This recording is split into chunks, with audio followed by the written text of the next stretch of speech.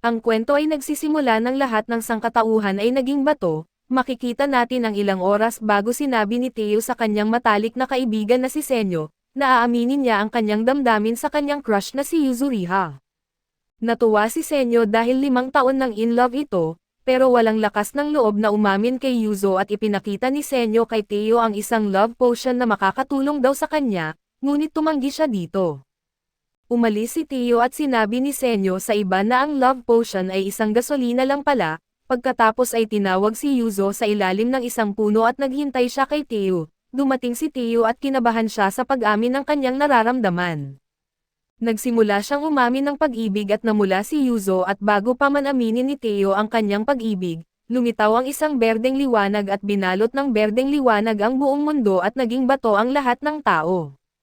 Sa huling sandali ay sinubukan ni Theo na protektahan ang kanyang crush sa lahat ng kanyang makakaya. Pagkatapos ay naging bato ang lahat ng tao at nagkagulo ang mundo, hindi makagalaw ang mga tao pero buhay pa sila. Samantala ay hindi sila makakita ng anuman at madilim ang lahat, sinubukan ni Theo na panatilihin ang kanyang kamalayan at umaasa siyang buhay pa si Yuzo. Ayaw niyang mamatay dahil hindi pa siya nakakakuha ng sagot mula kay Yuzo. Lahat ng tao ay naging bato maliban sa mga hayop sa mundo at pagkatapos ng ilang siglo, nagbago ang mundo at lumubog sa mga tsunami at mga kalamidad ang mga lungsod at sibilisasyon. Nanatiling may malay si Theo at hindi niya alam kung gaano nakatagal ang mga panahon ang lumipas ang maraming milenyo at nawala ang modernong sibilisasyon sa mundo. Isang araw ay may tumulong likido sa bato ni Theo at nagising siya, nakalabas si Theo sa bato at nagulat siya, natuklasan niyang naging bato ang sangkatauhan at lahat ay naging rebulto. Malungkot si Theo at nanalangin para sa mga naging bato na mga tao. Pagkatapos ay nakakita siya ng ilog at sinundan niya ang direksyon nito, biglang naalala ni Theo na noong nakaraan ay may 2 babae na nakakita ng isang petrified na ibon. Akala niya may sakit ang ibon kaya dinala niya ito sa veterinaryo para buhayin, biglang lumitaw ang kanyang crush na si Yuzo at lumabas din si Yuzo na may dala ring petrified na ibon, at pareho pala ang kanilang naging ideya. Natawa si Theo at naging magkaibigan sila at sa kasalukuyan, nakita ni Theo ang lumang puno ng kanilang eskwelahan at natuwa siya na nakita niya si Yuzo, nagpasalamat siya sa puno dahil hindi nasira ang rebulto ni Yuzo. Pinasalamatan din ni Theo si Yuzo dahil ang pag-iisip tungkol sa kanya ang nagpanatili sa kanya na matino at nabubuhay sa buong panahon. Pagkatapos, nagawang umamin ni Theo ng kanyang pag-ibig kay Yuzo at umiyak siya dahil hindi siya masagot ni Yuzo pagkatapos ng libu-libong taon. Sa wakas, matagumpay na naipahayag ni Theo ang kanyang pag-ibig at biglang nagsumpa si Theo na bubuhayin niya si Yuzo sa panahon ng bato, at nakita rin niya ang isang mensahe para sa kanya at agad niyang sinundan ang ilog. Kalaunan, nakita niya ang kanyang matalik na kaibigan na si Senyo na naghihintay na sa kanyang paggising. Sinubukan ni Theo na yakapin siya pero ayaw ni Senyo na may akap ang hubad na lalaki at pinigilan siya. Sinabi ni Senyo na lumipas na ang 3,700 taon at hindi makapaniwala si Theo na alam ni Senyo ang eksaktong petsa. Sumagot si Senyo na patuloy niyang binibilang ang mga segundo mula nang maganap ang petrification. Sinabi ni Senyo na muntik na siyang mahimatay habang binibilang, ngunit nagawa niyang magtiyaga at humanga si Theo sa kanyang matalik na kaibigan na si Senyo at dinala siya sa isang kanlungan. Nang ipakita ni Senyo kay Theo ang bahay na kanyang itinayo, nagulat siya at itinayo ni Senyo ang mga pangunahing pangangailangan para sa kaligtasan mula sa simula, ngunit sinabi ni Senyo na alam niyang mas malakas ang damdamin niya para kay Yuzo kaysa sa anumang bagay. Sa mga sumunod na araw, sinubukan nilang ibalik ang sibilisasyon ni Senyo at Theo. Balak ni Senyo na muling itayo ang mundo mula sa simula at iligtas ang lahat ng tao. Makalipas ang ilang araw, pagod na si Senyo sa mga resources na nakolekta ni Theo at agad na inayos ni Senyo ang mga nakalalasan na pagkain at sinabi kay Theo kung ano ang hindi nakakalason. Pagkatapos ay inihaw nila ang mga kabute na nakolekta ni Theo at kinain ito. Nagpasalamat si Theo sa masarap na pagkain dahil gumawa si Senyo ng asin para pampalasa at sa sumunod, nagpatuloy siya sa paghahanap ng mas maraming pagkain. Natagpuan niya ang mga ubas at tinikman ito na maasim, bigla niyang nakita ang estatwa ng pinakamalakas na primate sa high school na si Tsukasa. Pagkatapos ay natuklasan ni Theo ang isang basket sa isang kuweba at inisip ni Theo na may ibang tao pa ang nakaligtas. Lumitaw si Senyo at sinabing siya ang naglagay ng basket doon, Dagdag pa ni Senyo na ang kanilang pangunahing layunin ay palayain ang mas maraming tao mula sa petrification. Ipinaliwanag ni Senyo na sinubukan niyang tunawin ang petrification gamit ang nitric acid. Hindi alam ni Teo kung ano ang nitric acid, gayunpaman ay binuhusan ni Senyo ng nitric acid ang ibon at nabigo ang kanyang test. Nalungkot si Senyo ngunit hindi siya sumuko at nais niyang gumawa ng mas maraming eksperimento upang makahanap ng solusyon gamit ang kanyang kaalaman sa agham. Biglang nagtanong si Teo ng isang walang kwentang tanong at natuwa si Senyo. Ipinaliwanag ni Senyo na gusto niyang gumawa ng bagong halo kaya sinabi ni Teo na hindi niya naiintindihan ang karamihan dito, ngunit ipinakita niya ang mga ubas para makagawa ng alak. Ipinaliwanag ni Teo ang kanyang pisikal na kasanayan sa pagsasaka at mabilis silang nakagawa ng sarili nilang alak. 3 linggo ang lumipas at matagumpay silang nakagawa ng alak at sinabi ni Teo na wala pa sila sa sapat na edad para uminom ng alak. Sinabi ni Senyo na lumipas na ang 3,700 taon at ngayon ay pinapayagan na silang uminom ng alak. Pagkatapos ay binabalak ni Senyo na pakuluan ang alak at gumawa siya ng isang kakaibang vase. Naniniwala si Senyo sa agham ngunit nabigo ang kanyang pagsubok. Bilang resulta, sinubukan ni Senyo ang mas maraming pagtatangka upang makagawa ng distilled na alak araw-araw. Dumating ang taglamig at wala pa rin silang tagumpay, ngunit hindi sila sumuko. Pagkatapos ay dumating ang tagsibol at muling sinubukan ni Senyo ang kanyang himala na likido. Biglang nagawa ni Senyo na makagawa ng halo na natutunaw ang petrification. Sinubukan niya ang halo sa isang ibon muli at nagtagumpay sila sa paghahanap ng solusyon sa pamamagitan ng agham. Lumabas ang ibon mula sa petrification at natuwa si Teo na makita ang kanilang tagumpay. Lumipad ang ibon sa langit at natuwa si Senyo dahil unti-unti na silang nalalapit sa sibilisasyon. Sa sumunod ay tinanong ni Teo ang kanyang kaibigan kung sino ang plano niyang palayain muna mula sa petrification. Agad na sumagot si Senyo na pinapayagan niya si Teo na pumili ng unang tao na bubuhayin nila. Pagdating sa estatwa ni Yuzo, tinanong ni Teo kung talagang makakapagligtas ba ang tubig kay Yuzo. Sa wakas at dumating ang oras na kayang iligtas ni Teo si Yuzo at bigla niyang napagtanto na hubad si Yuzo sa kanyang paggising. Nasaktan ni Teo ang mata ni Senyo at nainis siya sa kanyang hangal na kaibigan. Iginiit ni Teo na dalhin muna siya pabalik sa base at bigyan ng damit at biglang narinig ni Senyo ang ingay ng mga hayop sa malalim na gubat, at lumitaw ang isang leon. Nagulat sila ni Senyo at sinabing malamang nakatakas ang mga leon mula sa zoo. Tumalon sila sa bangin at iniisip na nakatakas sila sa mga leon. Sinubukan ni Senyo at Teo na takasan ang leon subalit lumitaw pa ang ibang mga leon. Tumakbo si Teo at pinili niyang isakripisyo ang sarili para protektahan ang kanyang kaibigan. Nais niyang mabuhay si Senyo kasama si Yuzo at sinabi ni Senyo na huwag magsabi ng kalokohan at maghahanap sila ng solusyon. Pero pinigilan niya si Teo at alam ni Senyo na mabuting tao si Teo na palaging nagliligtas sa iba nang hindi iniisip ang sarili. Patuloy silang tumakbo at nakaisip si Teo ng plano at nagdesisyon si Senyo na buhayin si Tsukasa. At humingi siya ng paumanhin kay Yuzo sa kanyang desisyon. Ibinuhos niya ang milagrosong tubig sa estatwa ni Tsukasa. Kinubkob sila ng mga leon ngunit nabuhay si Tsukasa sa tamang oras at nakita ang mga leon. Agad na sinabi ni Senyo ang sitwasyon kay Tsukasa at handa na siya sa laban. Inatake ni Tsukasa ang mga leon gamit ang mga bato at kanyang mga kamao. Nagawang mapabagsak ni Tsukasa ang pinuno ng mga leon gamit lang ang isang suntok. At natakot ang ibang mga leon dahil mas malakas si Tsukasa kaysa kay Mike Tyson. Biglang sinabi ni Tsukasa na hindi na sila kailangang matakot sa mga mabangis na hayop. Biglang sinabi ni Senyo na si Tsukasa ay isang double blade, dahil baka sa kasakiman niya ay maging isang tyrant siya. Natakot si Teo at inisip niya na baka maakit si Yuzo ni Tsukasa at sa sumunod, hiningi ni Tsukasa ang isang kagamitan para hiwain ang karne ng leon at sinabi ni Senyo na hindi masarap ang karne ng leon at maasim ito, ngunit sinagot ni Tsukasa na kakainin niya ang karne ng leon bilang paggalang sa buhay na kanyang kinuha. Natuwa si Teo na mabait na tao si Tsukasa, kaya binigyan siya ni Senyo ng kutsilyo at pumayag siyang kainin ang mahalagang karne kahit na hindi ito masarap. Sa huli ay nangako si Teo na gagawa sila ng mas maraming milagrosong tubig at siya ang susunod na bubuhayin.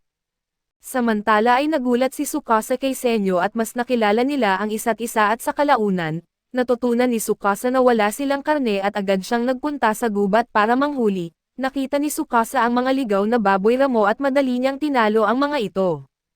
Bukod dito ay nahuli rin ni Tsukasa ang isang ibon habang lumilipad sa langit, pagkatapos ay nagpunta siya sa dagat para manghuli ng isda gamit lamang ang isang sibat at maraming isda ang kanyang nahuli gamit ang kanyang higanteng lakas.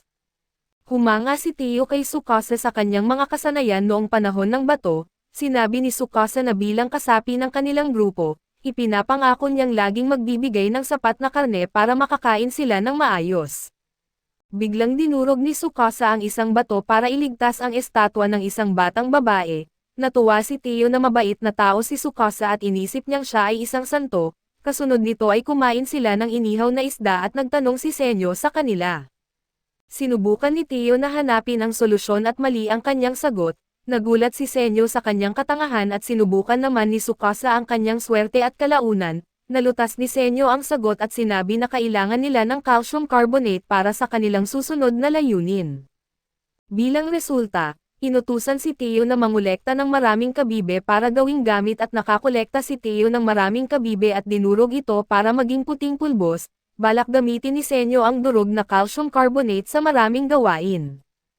Kaya naman, nakagawa si Senyo ng isang uri ng semento at sabon sa mundo ng panahon ng bato at naging kilala si Senyo bilang Dr. Stone at nakamit niya ang respeto ni Tsukasa. Pinuri ni Tsukasa si Senyo at naging suspisyoso si Senyo sa kanyang mga salita. Pagkatapos ay sinagot ni Tsukasa na wala siyang masamang intensyon at bigla namang sumulpot si Teo at inistorbo ang kanilang pag-uusap. Nagtanong siya tungkol sa iba pang gamit ng kabibe at sa gabi. Natutulog si Teo at napansin ni Tsukasa na nasa labas ng bahay si Senyo.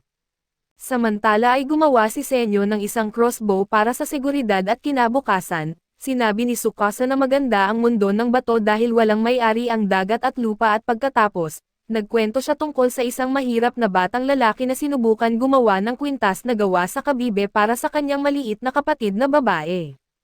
Biglang binugbog ng isang lalaking may karapatan sa pangingisda ang bata at tinawag siyang magnanakaw, pagkatapos ay winasak ni Tsukasa ang isang estatwa ng tao at sinabi ni Senyo na parang pinatay niya ang isang tao.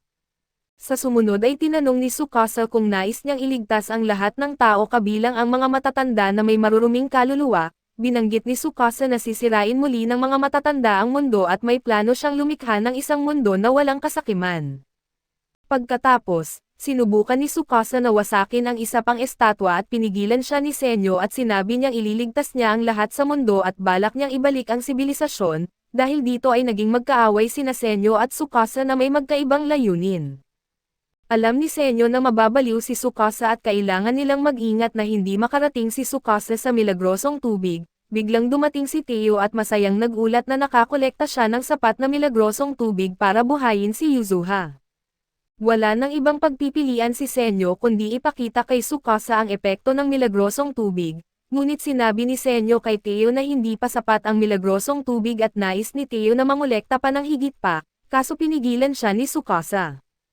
Hinala ni Senyo na agad na susubukan ni Tsukasa na malaman ang pinagmulan ng milagrosong tubig, kaya sa kawalan ni Tsukasa at balak ni Senyo na tapusin ang paghalo para sa milagrosong tubig at samantala, nalaman ni Tsukasa na ang milagrosong tubig ay nitric acid.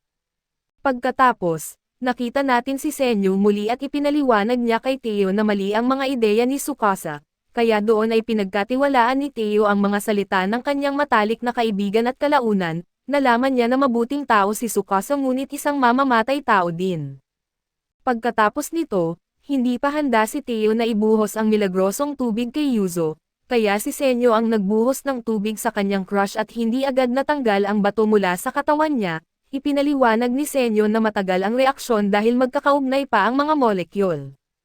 Hindi naintindihan ni Teo ang anuman ngunit naghintay siya hanggang sa masira ang bato ni Yuzo at bilang resulta, naalala ni Teo ang panahon bago niya matapos ang kanyang pag-amin ng pag-ibig at naghintay siya ng ilang libong taon at sa wakas, nakapag-amin siyang muli ng kanyang damdamin kay Yuzo. Nabuhay na muli si Yuzo at sinalo siya ni Teo at tinawag ni Teo ang pangalan niya at humingi ng tawad sa kanya. Sumagot si Yuzo na katatapos lang niyang magising at nagpasalamat siya sa pagligtas sa kanya.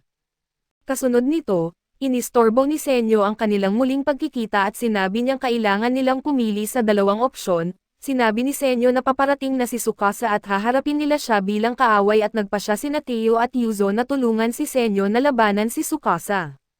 Biglang lumitaw si Tsukasa at determinado siyang ipatupad ang kanyang mga ideya sa mundo. Nakita ni Teo na pumatay si Tsukasa ng tao at nagpasya siyang pigilan si Tsukasa, subalit alam ni Senyo na wala siyang pagkakataon. Binato ni Senyo si Tsukasa ng pana ngunit madali niya itong naiwasan. Inatake rin niya si Teo na nakablock ng malakas niyang sipa at napansin ni Tsukasa na ayaw gumawa ng karahasan si Teo. Nagpahayag si Teo na iiwasan niya ang karahasan at inalok si Tsukasa na ibuhos ang galit niya sa kanya. Nagulat sina Yuzo at Senyo sa mga walang kwentang salita ni Teo, samantala ay nalilito si Tsukasa at na-overwhelm sa walang kwentang logic ni Teo. Pagkatapos ay tinanong ni Tsukasa kung ano ang gagawin niya kung papatayin niya si Yuzo. Biglang nagkaroon ng dugo ang ulo ni Teo at nawalan siya ng malay. Alam ni Tsukasa na hindi kaaway si Senyo at ang kanyang mga kaibigan ngunit magkaiba ang kanilang mga opinyon at nagpaalam siya. Pagkatapos ay ginigising ni Senyo si Teo at nalaman niya kung gaano katatag ang kanyang matalik na kaibigan. Agad na bumangon si Teo at sinabing handa na siyang muli. Pagkagising ay agad niyang nais na pigilan si Tsukasa sa pagpatay sa mas maraming tao. Sinabi ni Senyo na kaya lang nilang pigilan si Tsukasa sa pamamagitan ng kapangyarihan ng agham at ito ang simula ng digmaan sa pagitan ng agham at panahon ng bato. Sa katunayan, balak ni Senyo na gumawa ng sandata laban kay Tsukasa at pagkatapos ay balak ni Senyo na mangolekta ng mga materyales kaya umalis sila. Sa kanilang daan, nahulog ang mga cherry blossoms mula sa mga puno. Binanggit ni Senyo na ito ay isang bagong uri ng cherry trees na hindi nagaling sa kanilang lumang mundo, kasunod nito ay nasa tuktok sila ng bundok at inilabas ni Senyo ang isang gawang bahay na kasangkapan mula sa kanyang bulsa. Tinukoy niya ang distansya ng kanilang destinasyon hanggang sa metro, biglang nakakita si Yuzo ng isang bagay sa malayo kaya doon ay sinundan nila si Yuzo sa kagubatan, pagkatapos ay nakita nila ang estatwa ng Buddha na naaalala nila mula sa kanilang lumang buhay. Naalala ni Yuzo ang kanyang pagkabata nang bumisita siya sa estatwa ng Buddha kasama ang kanyang pamilya. Umiiyak si Yuzo sa tuwa at inisip ni Teo na may nagawa siyang mali at ang dahilan ng pag-iyak ni Yuzo ay dahil kakagising lang niya kamakailan at naging emosyonal siya sa mga alaala mula sa dating mundo. Kasunod nito, pinalakas ni Senyo at Teo ang loob ni Yuzo at sinabi ni Teo na natagpuan nila si Buddha at ituturo niya sa kanila ang daan. Samantala ay napagtanto ni Senyo na gawa sa tanso ang estatwa na napaka-importante para sa kanyang plano. Kaya naman, balak niyang wasakin ang estatwa para kunin ang mahahalagang materyales at sa mga sumunod na araw, nakakolekta sila ng maraming kapaki-pakinabang na materyales at magkasama silang kumain ng nilaga sa gabi. Nais ni Teo na protektahan sila kaso sinabi ni Senyo na dapat siyang magpahinga. Kinabukasan, sakay si Senyo ng sakayan kasama si Yuzo at si Teo naman ang kanilang human engine. Biglang napansin niya na petrified pa rin ang paa ni Yuzo, kaya nagpa siya si Teo na gamitin ang milagrosong tubig para alisin ang petrification, pagkatapos ay nagpatuloy sila at sinabi niyang malapit na sila sa kanilang paroroonan. Samantala, natagpuan ni Tsukasa ang mga bakas ng grupo ni Senyo at agad niyang napagtanto na bitag lang ito at pagkatapos, naghinala si Tsukasa na balak ni Senyo na gumawa ng sandata gamit ang agham para talunin siya. Sa gabi, dumating sila sa kanilang destinasyon at sinabi ni Senyo na maaari na silang magsimulang gumawa ng malakas na sandata gamit ang kanyang kaalaman sa agham. Nais ni Senyo na gumawa ng baril at sinabi niyang lumaktaw sila sa panahon at gagamit ng bala para lumikha ng bagong high-tech na sandata. Kalaunan, nakita natin si Senyo na nagmimina ng bato mula sa bulkan at sinabing maaari na silang magsimulang gumawa ng sandata laban kay Tsukasa. Sa sumunod na gabi ay nais ni Teo na pag-usapan ang kanyang pag-amin 3,700 taon na ang nakalipas, dahil noon ay hindi niya naipahayag ang kanyang pag-ibig sa tamang oras. Nais malaman ni Yuzo kung ano ang gusto niyang sabihin noon at sumagot si Teo na mula nang siya'y maging bato, may mahalaga siyang gustong ipagtapat sa kanya at sa kasamaang palad ay kinakailangan muna nilang ibalik ang sibilisasyon. Kasunod nito, sinabi ni Teo na magkasama silang magbabalik ng sibilisasyon at pagkatapos ay ipagtatapat niya ang kanyang tunay na damdamin sa kanya. Kinabukasan ay nakakuha na si Senyo ng sapat na sangkap para sa bala at nais niyang magsimula na gumawa ng sandata na makakalaban kay Tsukasa. Idinagdag ni Yuzo ang asupre sa bag at pangalawa, idinagdag ni Senyo ang nakolektang uling at sa huli, kinuha ni Senyo ang nitric acid mula sa kuweba ng milagrosong tubig. Pagkatapos, hinalo ni Senyo ang kanyang mga materyales sa isang plato at idinagdag niya ang dextrose dito. Nang matapos maghalo si Senyo ay lumapit si Teo para tumulong ngunit pinigilan siya ni Yuzo. Sinabi ni Senyo na hindi sasabog ang bato at doon ay ipinaliwanag niya kung bakit, subalit nagkamali siya at bilang resulta ay nagliyab ang sangkap ng bala at muntik na silang masabugan. Sa kabila ng kabiguan, masaya si Senyo dahil walang nasaktan habang nag-eeksperimento at kayang gumawa ni Senyo ng mapanganib na sandata, at balak niyang makipagkasundo kay Tsukasa. Ang dahilan ng kanyang desisyon na makipagkasundo ay dahil sigurado si Senyo na hindi masamang tao si Tsukasa dahil wala itong intensyong pumatay sa kanila, kumpiyansa si Senyo na makakahanap sila ng mapayapang solusyon ngunit alam niyang kung mabibigo ang kasunduan ay kailangan niyang patayin si Tsukasa. Pagkatapos, pinatay nila ang apoy at nakita ni Yuzo ang usok na tumataas sa kagubatan at nagulat si Senyo sa mga signal ng usok at sigurado siyang hindi ito si Tsukasa. Hinala niya na may sumasagot sa kanilang mga signal ng usok. Napagpasyahan ni Senyo na huwag patayin ang kanilang apoy para maakit ang pansin ng mga estranghero. Sa kasamaang palad, ipinakita rin nito kay Tsukasa ang kanilang lokasyon at hindi nila alam kung ano ang susunod na gagawin.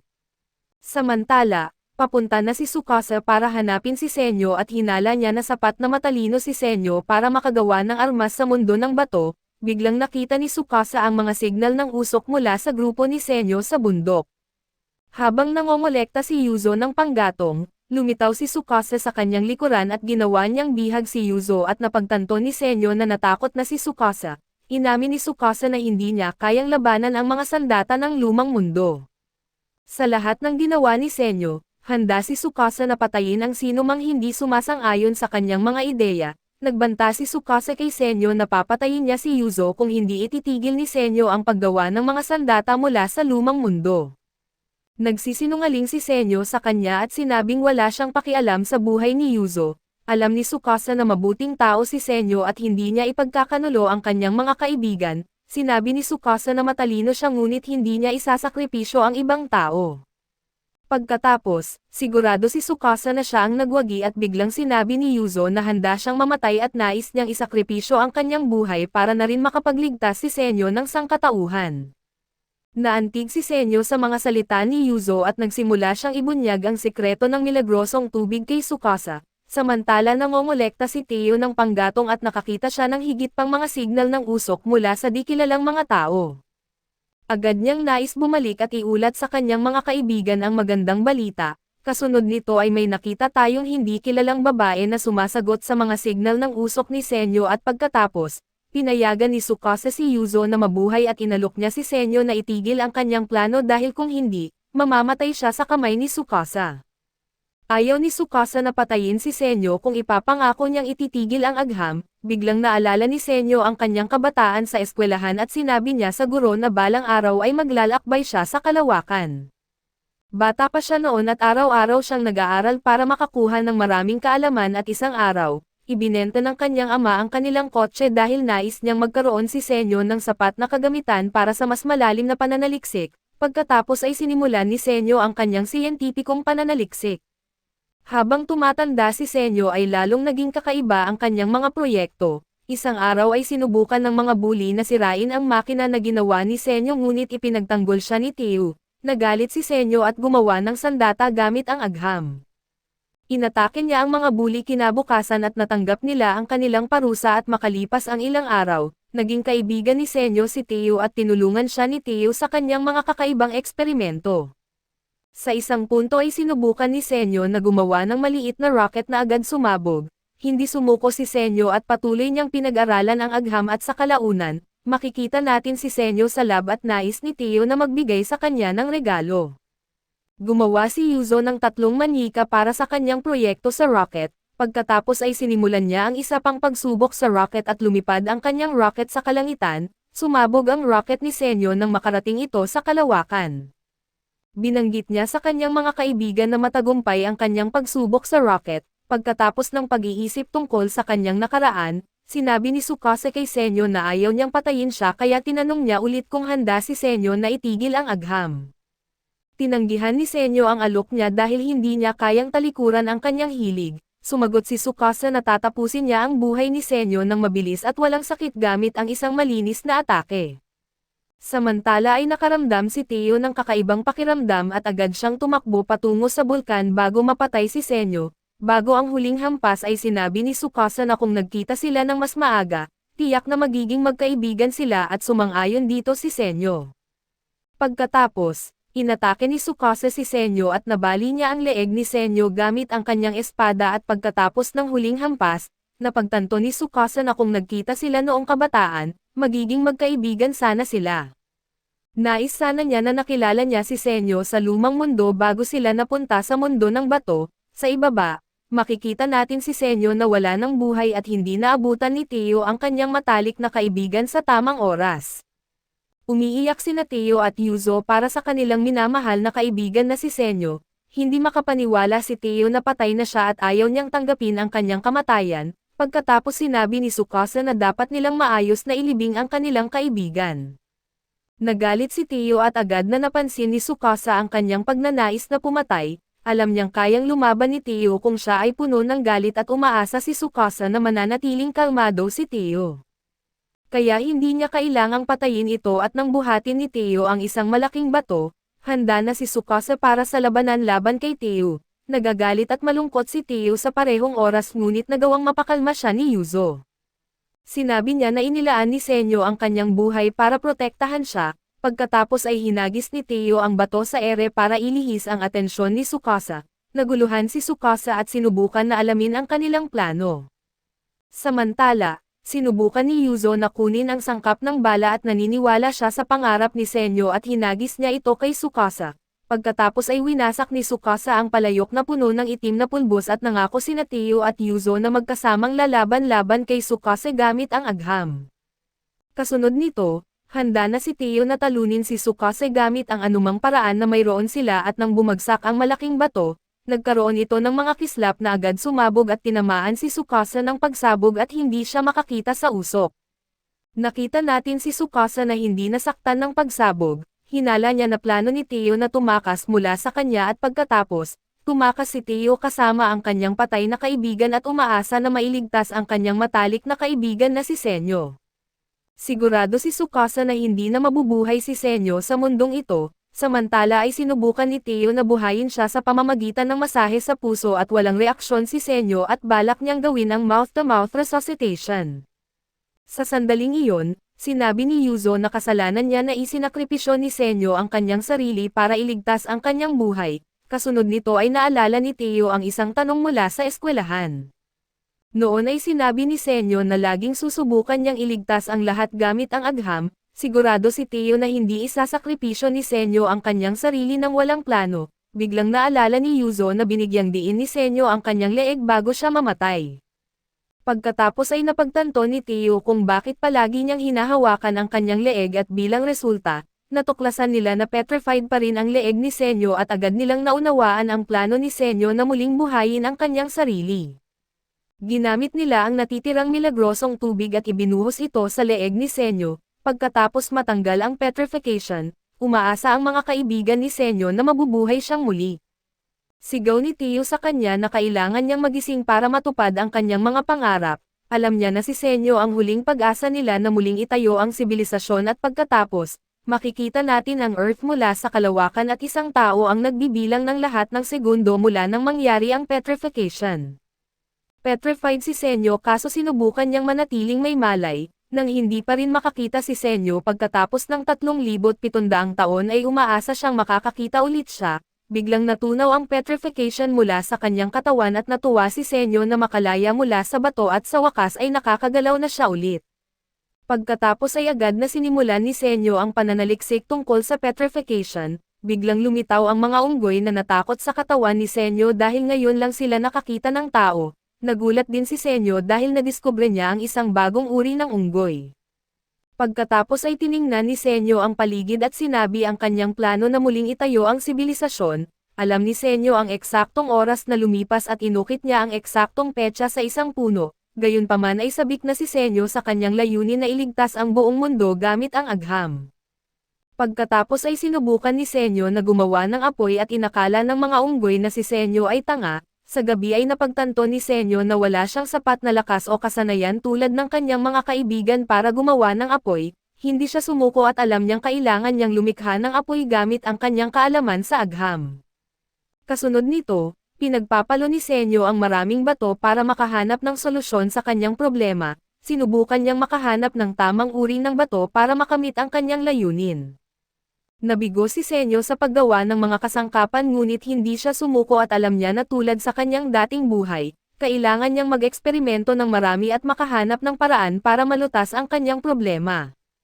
Nakagawa siya ng mga kasangkapang bato na nakatulong sa kanya sa paglutas ng kanyang mga problema, pagkatapos ay ginawa niya ang mga ugat ng puno na magkakasama bilang lubid. Sa gabi, sinubukan ulit ni Senyo na gumawa ng apoy gamit ang kanyang ginawang lubid ngunit, nagawa ni Senyo na magkaroon ng init hanggang gabi at pinagsama niya ito sa oxygen at bilang resulta, matagumpay na nakalikha si Senyo ng apoy sa mundo ng bato. Sa mga sumunod na linggo, pinutol niya ang mga puno para sa kanlungan at sinubukan din ni Senyo na manghuli ng karne ngunit kulang siya sa lakas. Alam ni Senyo na wala siyang espesyal na pisikal na kapangyarihan kaya naisip niya ang isang bagong plano para manghuli ng mga hayop. Nagawa niyang malutas ang lahat ng kanyang problema gamit ang agham at nakahuli siya ng isang deer. Sa mga sumunod na buwan ay kinain niya ang karne ng kanyang napatay, bukod dito ay araw-araw siyang gumawa ng bagong mga imbensyon para isulong ang agham. Makalipas ang ilang buwan, nagawa ni Senyo na lumikha ng isang kanlungan na may lahat ng kinakailangang infrastruktura at pagkatapos nito, tiningnan ni Senyo ang mga unggoy at sabik siya sa araw na mailigtas niya ang mundo. Makalipas ang ilang linggo, nakakolekta si Senyo ng kabute at natapos ang gawaing construction, bigla siyang nawalan ng malay dahil sa pagod at ninais niya ang isang tao na gagawa ng pisikal na trabaho. Kinabukasan, hinukay niya ang isang estatwang bato dahil plano niyang buhayin muna ang kanyang matalik na kaibigan, naging sentimental siya nang makita ang mukha ng kanyang kaibigan at sabik siya sa kanyang muling pagkabuhay pagkatapos ng 3,700 taon. Sinubukan niyang alamin kung paano buhayin ang kanyang kaibigan at nakaisip siya ng iba't ibang sanhi ng petrification. Una, posibleng mga alien ang nagdulot nito gamit ang isang sobrang lakas na alien petrification beam. Pangalawa, maaaring lumikha ang militar ng isang nakakatakot na sandata na lumampas sa kanilang kontrol, at panghuli ay posibleng isang bagong uri ng coronavirus ang nagdulot ng petrification ng mundo. Pagkatapos ay sinubukan ni Senyo na alamin ang mga patakaran ng petrification gamit ang isang ibon bilang kanyang unang test subject. Pinag-isipan niya ang solusyon kung bakit siya nakalabas sa petrification at pinaghihinalaan niyang may kinalaman ito sa isang natural na bukal. Bigla niyang napansin ang isang bagay at naalala ang sandali na siya ay nabuhay muli. Nakuha ni Senyo ang isang magandang ideya at naalala niya na ang mga piraso na pinakamalapit sa kanyang ulo ay nasa lupa sa isang tambak. Kasunod nito ay natagpuan niya ang isang kuweba at naamoy niya sa kuweba ang nitric acid. Ginamit ni Senyo ang buhok sa kanyang leeg na petrified pa rin at inilagay niya ito sa ilalim ng tumutulong halo at habang hinihintay ni Senyo ang resulta, naging malaking tagumpay ang kanyang eksperimento. Pagkatapos, ibinuhos niya ang isang bote ng halo sa estatwa ng kanyang matalik na kaibigan, umaasang buhay pa si Theo kaso nabigo ang kanyang unang pagsubok. Kaya nagsimula siya sa maraming eksperimento at napagtanto na hindi gumagana ang halos sa mga tao.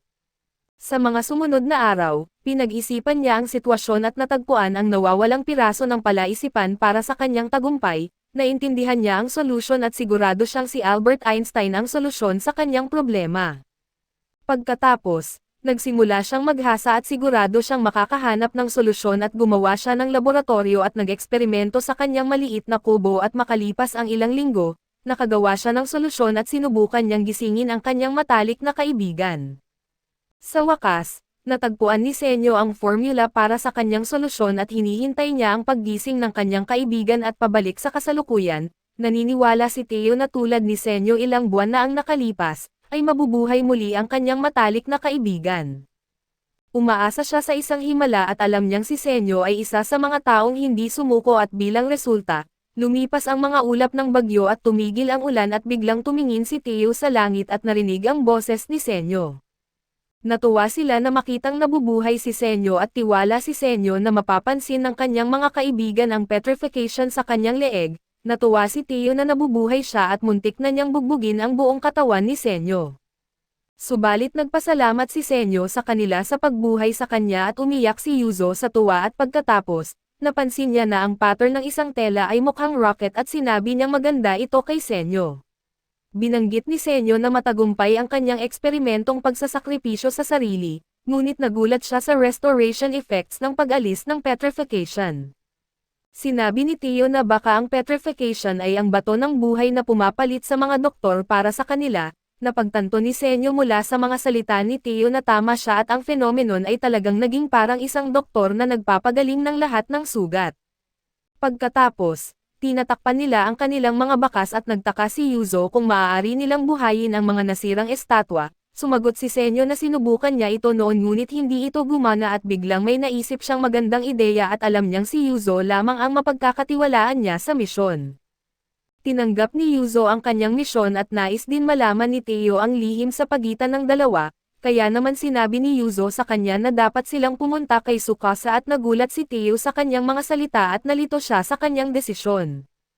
Ipinaliwanag ni Senyo sa kanya na iniisip ni Tsukasa na siya ay nasa kabilang buhay na, dagdag pa rito, sinabi niya sa kanila na magpanggap bilang mga spy sa imperyo ni Tsukasa at ibinigay niya kay Yuzo ang mga detalye tungkol sa misyon. Binanggit niya na balak ni Tsukasa na gamitin ang milagrosong tubig para magtipon ng isang hukbo ng mga kabataan upang lumikha ng bagong mundo, ngunit may plano si Senyo na gumawa ng hukbo gamit ang agham para harapin nila ito. Bilang resulta, balak ni Senyo na maghanap ng mga kaalyado para sa isang revolusyonaryong hukbong pang-agham at ipinadala niya ang kanyang mga kaibigan para magpanggap sa loob ng imperyo ni Tsukasa.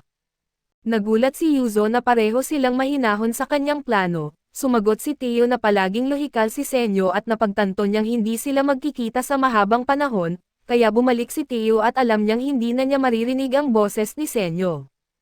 Ipinakita ni Teo ang isang simbolo na kumakatawan sa kanilang pagkakaibigan, kasunod nito ay nagpaalam si Senyo at ipinakita niya sa kanyang matalik na kaibigan ang bandila ng agham. Samantala, napansin ni Tsukasa na may sumusunod sa kanya at biglang lumitaw ang isang magandang batang babae na may blondeng buhok at dinalhan siya ng mga bulaklak. Nagtaka si Tsukasa kung isa ba siyang tao na binuhay muli ni Teo. Bigla siyang inatake ng blondeng babae at nailagan ni Tsukasa ang kanyang atake. Nang atakihin siya ng blondeng babae ay naunawaan ni Tsukasa na hindi siya isang taong muling nabuhay dahil kakaiba at mahusay ang kanyang kasanayan sa martial arts. Pagkatapos nito, sinabi ni Kahako na nasaksihan niya ang lahat ng masasamang gawain na ginawa ni Tsukasa sa bundok. Inakala niya na si Tsukasa ay isang masamang salamangkero at sinubukan niyang patayin si Tsukasa gamit ang kanyang kutsilyong pangpanahon ng bato. Nailagan ni Tsukasa ang kanyang atake at napagtanto niyang hindi alam ni Kahako kung ano ang isang pagsabog. Gayunpaman ay nalaman ni Tsukasa na kabilang siya sa isang bagong henerasyon na walang kaalaman tungkol sa agham. Hindi nakita ni Tsukasa ang mga primitive na tao bilang banta at wala siyang dahilan upang labanan si Kahako. Ang layunin niya ay bumalik sa kuweba at makuha ang milagrosong tubig bago ito makuha ng iba, kaya sinabi ni Tsukasa na paalam at tinulak lang niya si Kahako pabalik. Pagkatapos ay nakita natin si Senyo na narinig niya ang malakas na ingay at agad siyang tumakbo sa direksyon kung nasaan si Kahako. Nagulat si Kahako nang makita si Senyo ngunit sinabi niya sa kanya na tumigil sa pagsasalita at sinubukan niyang iligtas siya. Kasunod nito ay sinabi ni Senyo na mayroon siyang dalawang opsyon, kaso isa sa mga ito ay napakadelikado at sumagot siya na maayos ang kanyang mga organo at buto. Natuwa si Senyo na hindi siya nasaktan at ginamit niya ang kanyang kaalaman sa agham upang ligtas siyang mailigtas. Nagulat si Kahako sa kanyang instruction at ipinaliwanag niya na gagamitin niya ang agham upang iligtas siya. Sa pagtatapos ng araw ay matagumpay na nailigtas ni Senyo si Kahako at humanga si Kahako sa kapangyarihan ng agham. Kasunod nito, sinabi ni Kahako na nagustuhan niya si Senyo pero mali ang pagkakaintindi ni Senyo sa kanyang mga salita. Sa gabi ay napansin ni Senyo na natutulog si Kahako kasama ang kanyang mga espada. Sumagot siya na gusto niya ang paraan ng kanyang pamumuhay ngunit hindi pa siya nagtitiwala sa kanya. Binanggit ni Senyo na wag siya mangahas na umatake sa kanya at sinabihan siyang mag-relax. Kaya doon ay natutunan ni Kahako ang medyo bastos na ugali ni Senyo kaso alam niyang mabuting tao ito at bilang resulta, hinalok niya si Senyo ng tulong sa pakikipaglaban kay Tsukasa at sinabi ni Senyo kay Kahako ang kanyang plano at nagpasya si Kahako na makipagtulungan kay Senyo. Kinabukasan, sinabi ni Kohako kay Senyo na kailangan niya ang mainit na tubig para gumawa ng hot spring bath para sa layuning panggagamot. Muli siyang pinagtawanan ni Senyo at sumagot siya na para sa kanyang malaking kapatid ang mainit na tubig.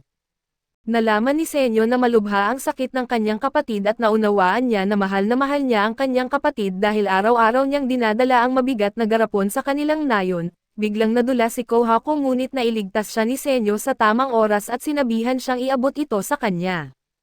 Hindi kayang buhatin ni Senyo ang mabigat na garapon at gumawa siya ng kariton para madala ito.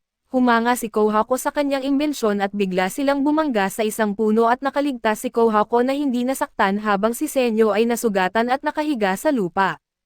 Pagkatapos, nakita niya ang nayon ni Kohako at nagulat siya na makakita ng maraming tao at di makapaniwala si Senyo na makita ang mga taga-nayon. Inisip niya na ang nayon ay isang pamayanan ng mga taong muling nabuhay. Napagtanto niya na walang senyales ng likido para sa muling pagkabuhay, bigla siyang inatake subalit niligtas siya ni Kohako at di pinahintulutan ni Jinro at Kinro si Senyo na pumasok sa nayon. Sinabi nila na hindi pinapayagan ng mga patakaran ang mga tagalabas na pumasok sa nayon dahil silang lahat ay mga tagapagtanggol. Biglang nagtanong si Kohako kung gusto ba nilang makipaglaban sa kanya, ngunit alam nila na tatalunan sila ni Kohako. Bilang resulta, sinubukan ni Senyo na kumbinsihin sila ng walang karahasan at ipinakita niya sa kanila ang mga bulan ng sabon, namangha sina Jinro at Kinro at binalak ni Senyo na gamitin ang agham upang makuha ang kanilang loob. Biglang napagtanto ni Jinro na kailangan niyang gumamit ng kanyang espesyal na teknik at nagpa siya na hayaan ang iba na humawak sa problema. Naisip niyang hanapin ang kanyang kaibigang si Chrome at nagpakilala si Chrome at sinabi niyang siya ay isang sobrang talino na salamangkero. Kasunod nito ay nagpakilala si Senyo at sinabi sa kanila na siya ay isang scientist. Nagulat si Senyo kay Chrome dahil hindi ito natatakot tulad ng kanyang mga kaibigan. Biglang sinabi ni Chrome na walang makakatalo sa kanya sa Salamangka at tinanggap ni Senyo ang hamon ni Chrome. Pagkatapos ay ipinakita ni Chrome sa kanya ang isang apoy at si Jinro lamang ang nag-akala na magsisimula sila ng mapanganib na labanan bilang mga salamangkero. Sinabi ni Chrome na ipapakita niya sa kanila ang kanyang Rainbow Bridge kaya naman nagtapon siya ng isang bagay sa apoy at nagbago ito ng kulay na dilaw. Namangha sina Kohako at ang mga lalaki nang makita nilang nagbago ang apoy sa iba't ibang kulay, ngunit alam ni Senyo na ito ay isang reaksyon sa pagsubok ng apoy. Di makapaniwala si Chrome na alam ni Senyo ang kanyang lihim at inisip niyang marunong magbasa ng isip si Senyo. Bilang resulta, nabigo ang plano ni Chrome at sinubukan niyang ipaliwanag ang kanyang sarili kay Kohako at bumalik si Chrome sa kanyang laboratorio at gumawa siya ng kuryente gamit ang isang bola. Kinatakutan niya ang kanyang kaibigan sa kuryente at inakala ni Jinro na inatake siya ni Chrome gamit ang kanyang mga kakayahan bilang salamangkero. Nakita ni Senyo ang bola ng asupri ni Chrome at nagulat siyang nagawa ni Chrome ang bola ng asupri. Nagustuhan niya si Chrome at ipinakita niya kay Chrome ang tunay na kapangyarihan ng kanyang bola.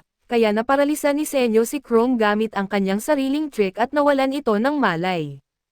Tinanong siya ni Kohako tungkol sa trick at ibinigay ni Senyo sa kanila ang bola ng asupri at pagkatapos, tiningnan ni Senyo ang kanyang treehouse at namangha dahil nagawa niyang mangolekta ng lahat ng mga mineral at materyales pang-agham mag-isa.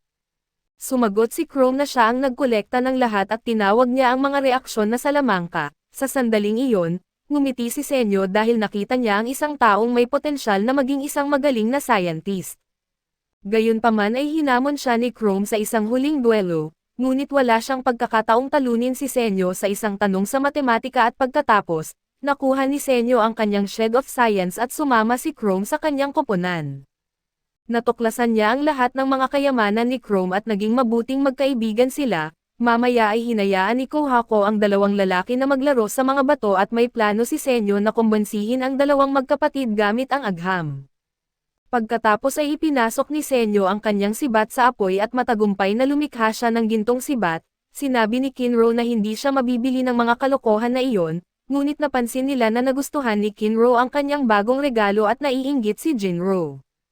Mamaya, natuklasan ni Senyo na nakakolekta si Chrome ng mga halaman at sinabi ni Chrome na kinolekta niya ang mga ito dahil sinubukan niyang makahanap ng solusyon para magamot ang sakit ni Ruro. Ito ang dahilan kung bakit nagpa siya si Chrome na maging isang salamangkero. Samantala, Nagpasalamat si Ruro sa kanyang maliit na kapatid sa pagdadala ng mainit na tubig para sa kanyang karamdaman. Nalaman ng mga tagapaglingkod ni Ruro na natulog si Kohako ng isang gabi sa kagubatan. Sinabi ni Ruro sa kanila na umalis muna sandali, ngunit tumanggi sila at sinabing hindi nila maiiwan ang pari na mag-isa at nakumbinsi ni Ruro ang mga ito na umalis at nag-alala siya kay Kohako at alam niyang may nangyari kahapon. Biglang bumagsak si Ruro at sinabi niyang huwag maglagay si Kohako ng panganib para sa kanya. Pagkatapos ay nakita natin si Chrome na tinanong si Senyo kung maaari niyang gamitin ang agham upang gamutin ang sakit ni Ruro. Natuto si Chrome tungkol sa modernong sibilisasyon at lahat ng imbensyon sa lumang mundo. Sinabi sa kanya ni Senyo ang tungkol sa petrification at ang sakuna ng mundo 3,700 taon na ang nakalipas.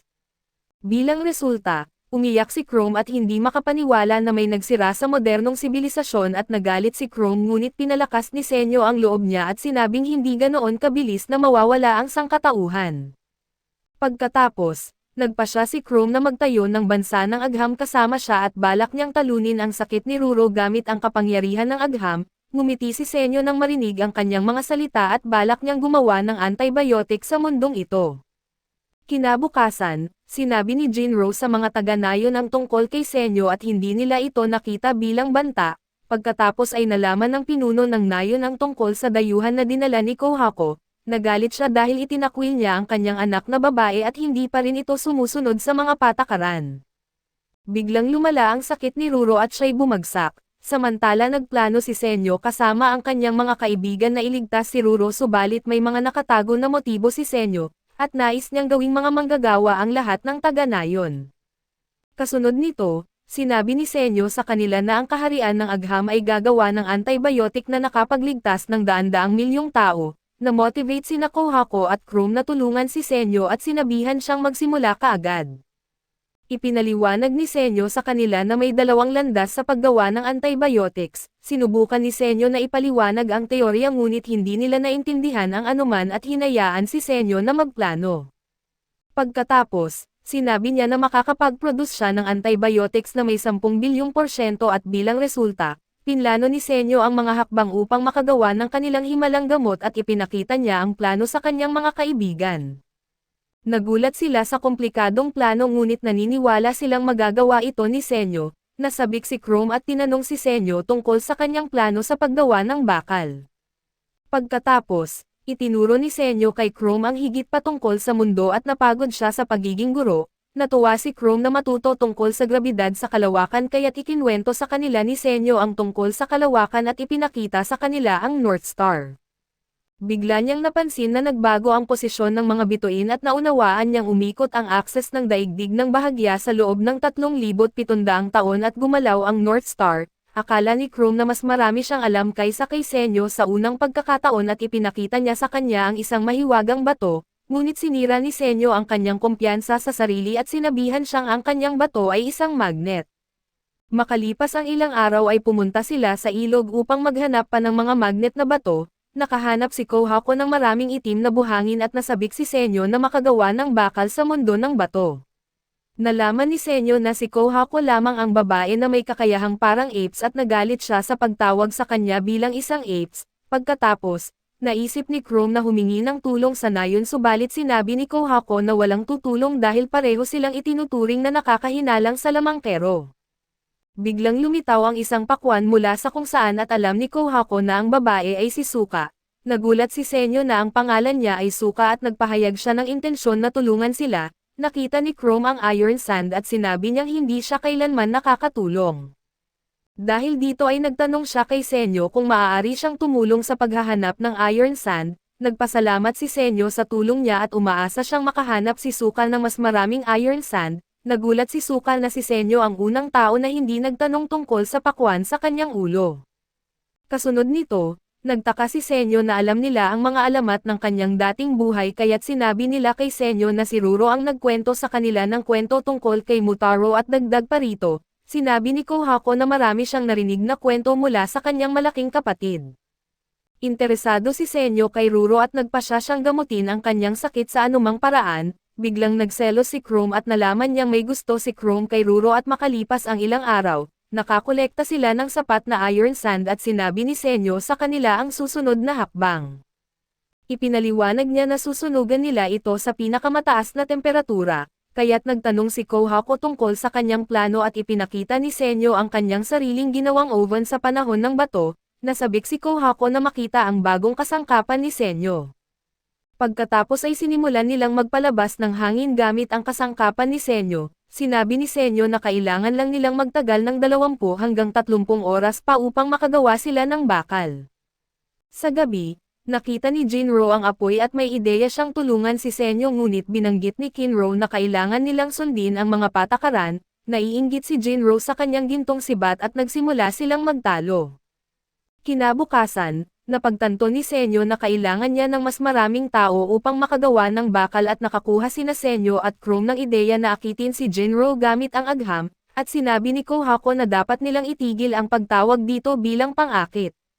Pagkatapos, sinabi ni Suka na siya ang bahala kung ano ang kailangan para madala ang mga taga-nayon at bilang resulta, pinagkatiwalaan nila si Suka na tinawag nilang Great Detective Suka at sa mahalagang misyon na alamin ang mga nais ng mga taga-nayon.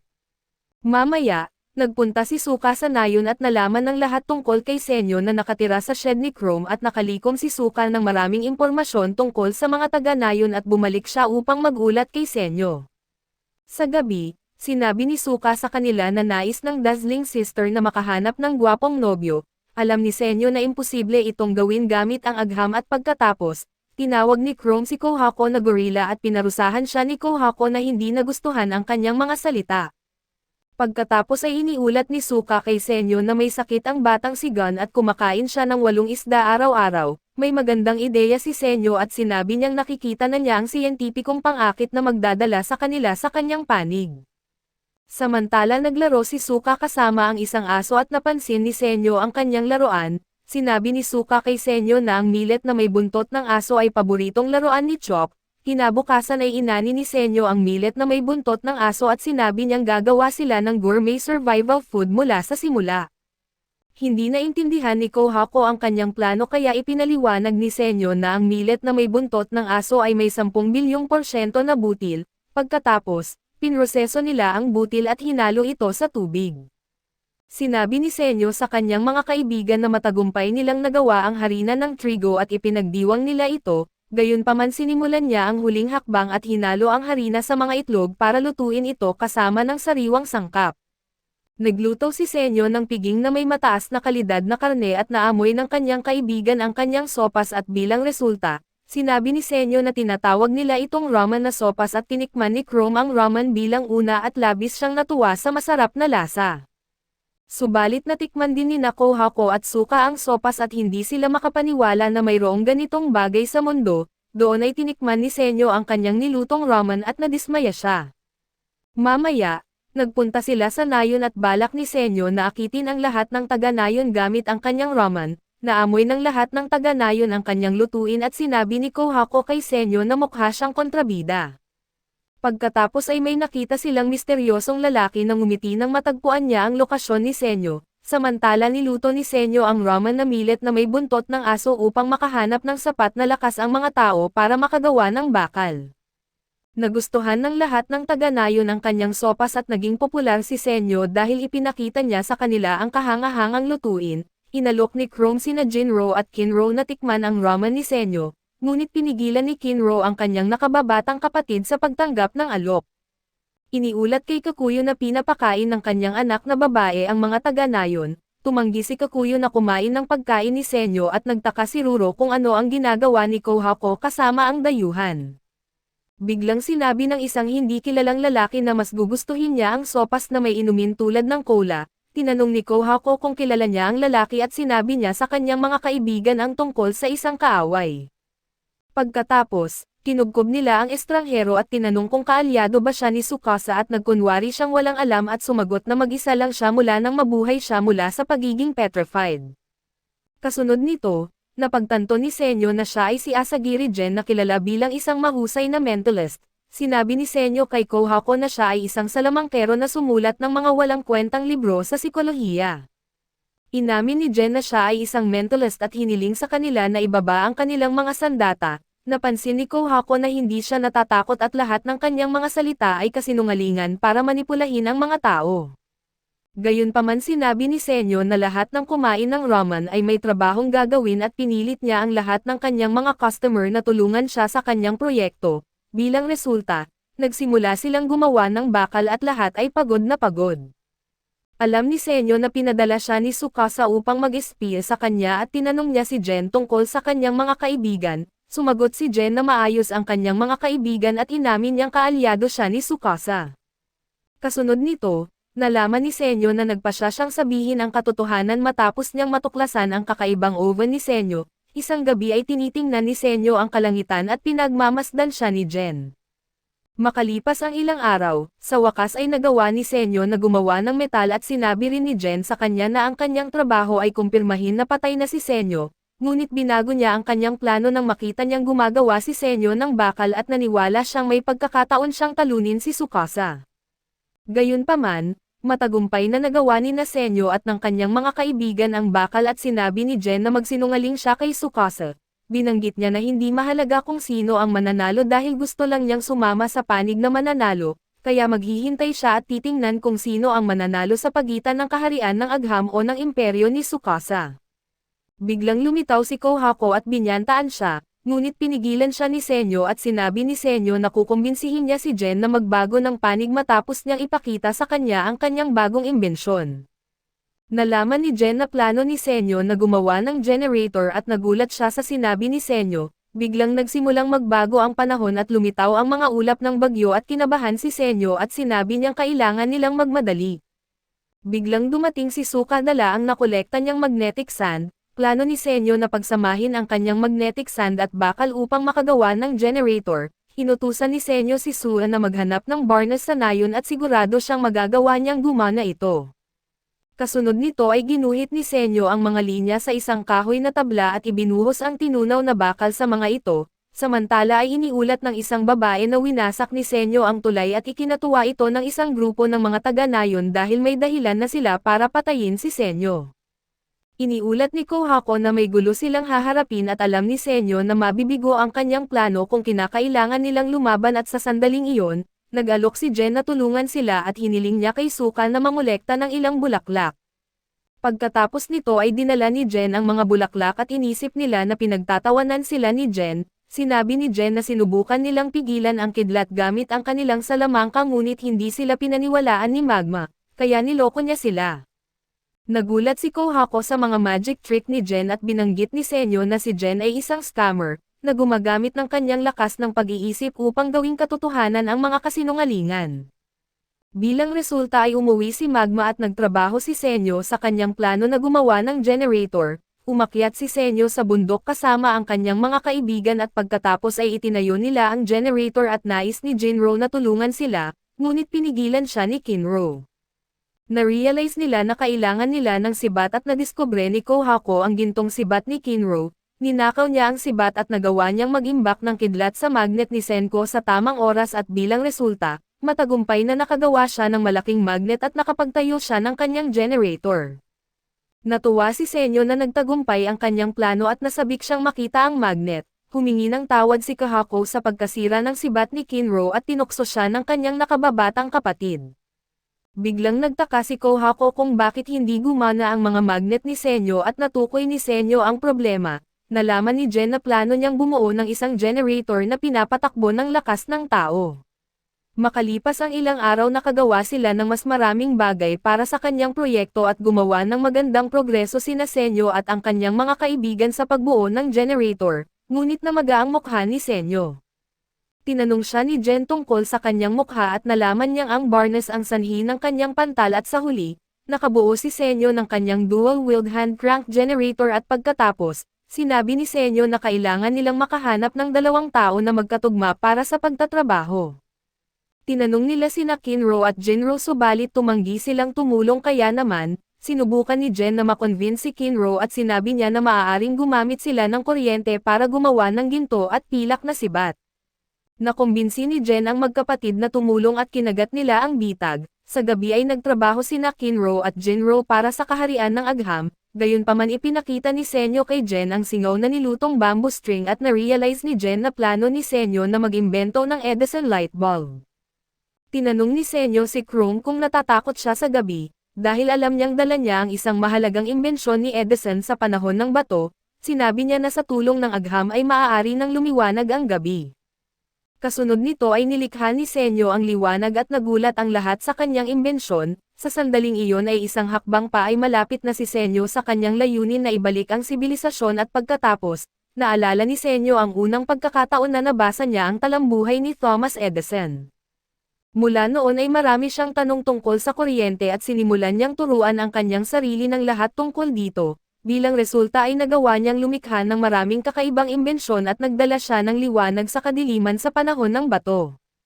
Napagtanto ni Senyo na nakamit niya ang isang dakilang tagumpay para sa tao sa pamamagitan ng kuryente. Labis siyang natuwa sa kanyang tagumpay at ngumiti siya dahil nasa tamang landas na siya sa muling pagtatayo ng sibilisasyon.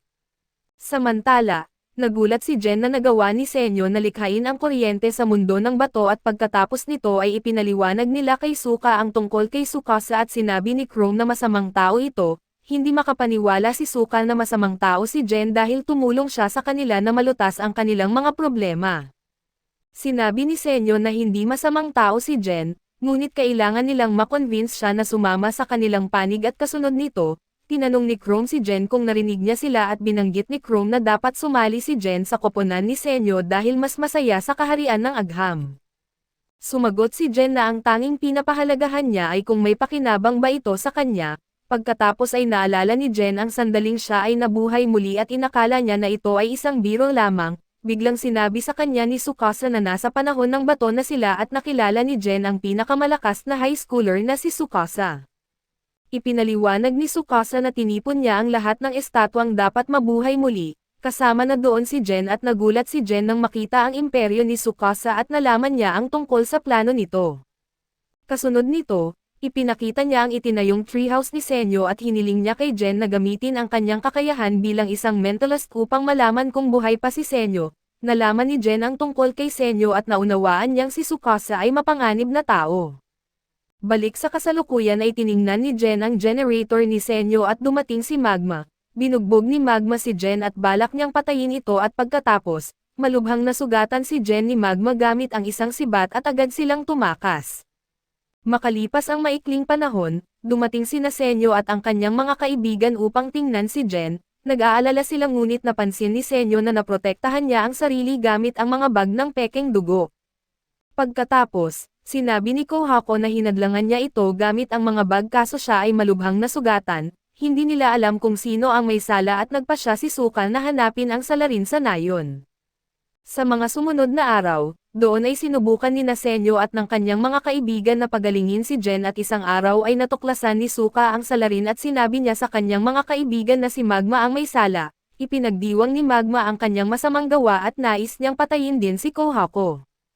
Alam niyang si Kohako ay napakalakas at plano niyang gawing asawa si Naruro at Kohako. Gayunpaman doon ay naunawaan ni Kohako kung bakit sinaksak nila si Jen dahil sa inakala nilang si Senyo ito, dala na rin sa mga chismis tungkol sa isang salamangkero. Pagkatapos ay tinanong ni Senyo si Kohako kung bakit naghahanap si Magma ng pagkakataon na patayin siya. Ipinaliwanag niya na minsan sa bawat henerasyon ay nagdaraos ang nayon ng malaking labanan sa martial arts na tinatawag na Grand Bout, at kung saan ang mananalo ay magiging asawa ni Ruro at magiging elder ng nayon. Ang problema ay seryosong may sakit si Ruro at ang tanging kandidato para sa kasal ay hindi magaling na mandirigma. Alam ni Kohako na hindi mabuting tao si Magma at nais lamang niyang maging elder ng nayon. Pagkatapos manalo, balak niyang hayaang mamatay si Ruro kaya hindi hinayaan ni Kohako na manalo si Magma dahil hindi niya matanggap na mapunta si Ruro sa isang taong tulad nito. Sumali siya sa Grand Bout upang pigilan si Magma. Inisip ni Jinro at iba na si Kohako ang magiging asawa ni Ruro pagkatapos, nalaman ni Senyo na ang susunod na Grand Bout ay gaganapin sa loob ng isang buwan at naniwala silang iniisip ni Magma na maaaring manalo si Jen sa kompetisyon. Naintindihan ni Senyo na kung si Magma ang magiging pinaka-elder, maaaring mahirap kahit na makuha ang gamot para kay Ruro at kasunod pa nito. Tinanong ni Kohako sina Kinro at Jinro kung handa ba silang pakasalan si Ruro.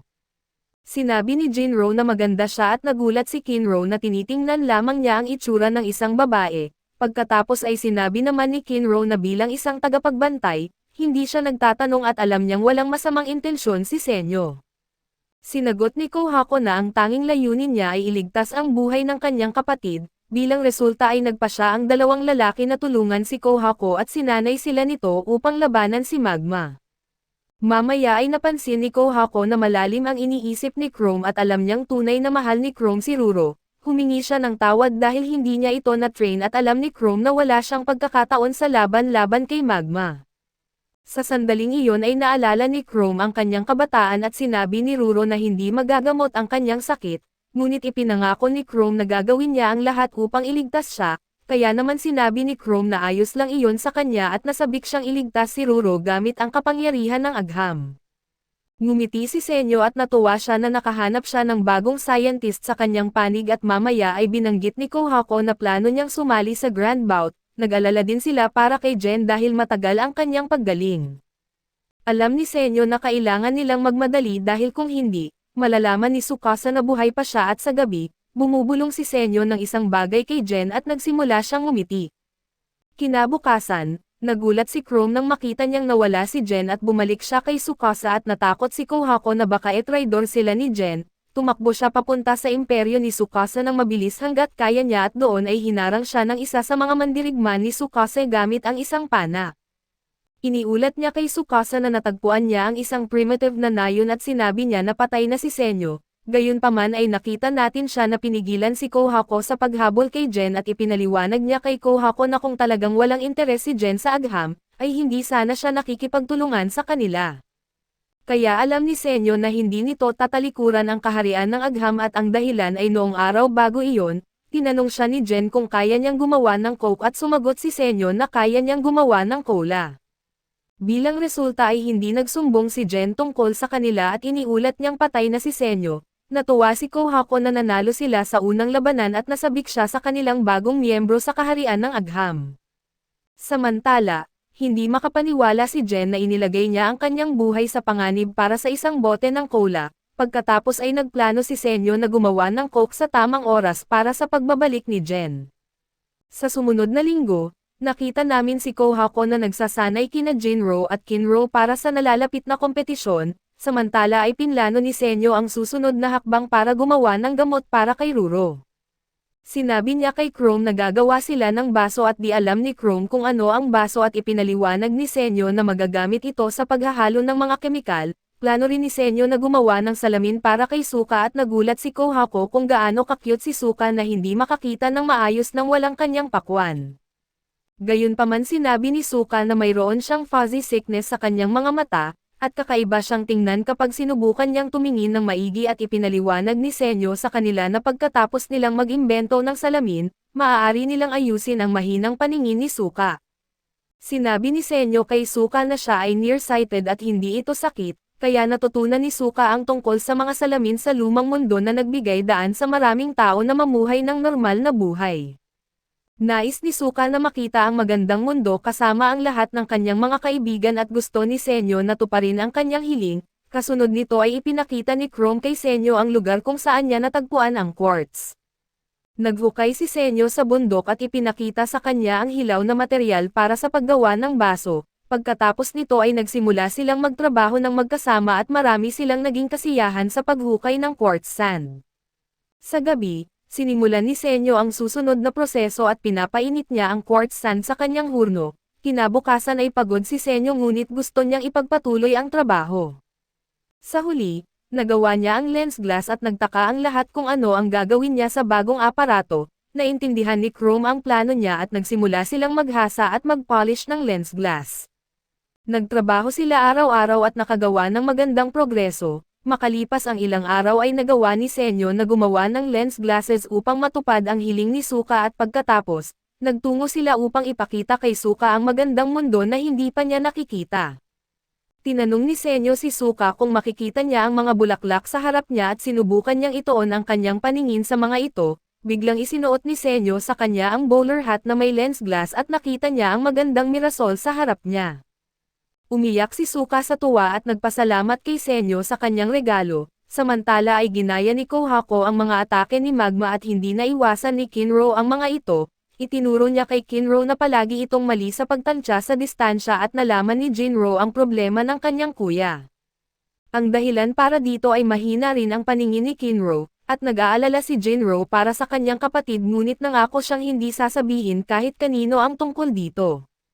Pagkatapos ay nakita natin si Senyo na nagpaplano na ng kanyang susunod na proyekto at sinaway siya ni Chrome na huwag magsalita na parang kontrabida. Kinabukasan ay sinimulan ni Senyo ang paggawa ng mga instrumentong yari sa baso. Tinulungan sila ni Suka at nakakolekta siya ng maraming itim na bato na nagbabubbles kapag pinainit. Ipinaliwanag ni Senyo sa kanya na ginagamit nila ang bula bilang insulation para makagawa ng hurno na pang-blow ng baso. Pagkatapos ay gumawa si Senyo ng straw na yari sa bakal para mahipan ang baso gamit ang hangin, kaso sa kasamaang palad ay hindi nagtagumpay ang kanyang pagtatangka na gumawa ng mga instrumentong yari sa baso, at naisip ni Senyo na mas magiging matagumpay kung makakatrabaho nila ang isang bihasang manggagawa. Kaya kinidnap ni Chrome ang isang matandang lalaki at hiniling niya sa kanyang kaibigan na tulungan sila, ngunit nagalit ito at sinabi na hindi siya interesado sa mga larong ito. Pagkatapos ay dumating si Suka na nais ibalik ang barnes na hiniram niya. Natuklasan ni Senyo na si Kaseki ang gumawa ng kahangahangang kalasag ni Kohako.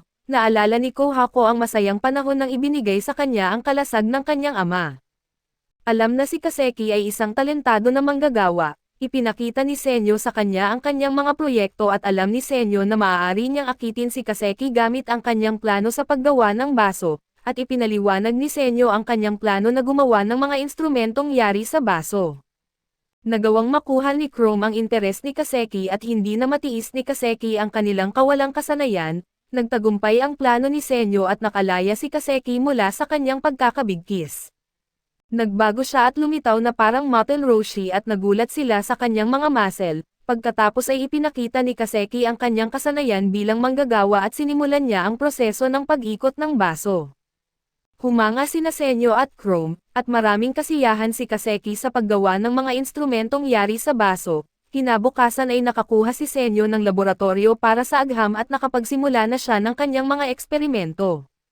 Naalala ni Senyo noong ginawan siya ng kanyang ama ng espasyo para sa agham at sabik siyang magpatuloy sa karagdagang mga tagumpay, gayunpaman sinabi ni Senyo na mula ngayon ay mag-iimbento sila ng mas maraming kamangha-mangha na bagay at magkakaroon sila ng higit pang kasiyahan kaysa sa lupain ni Tsukasa.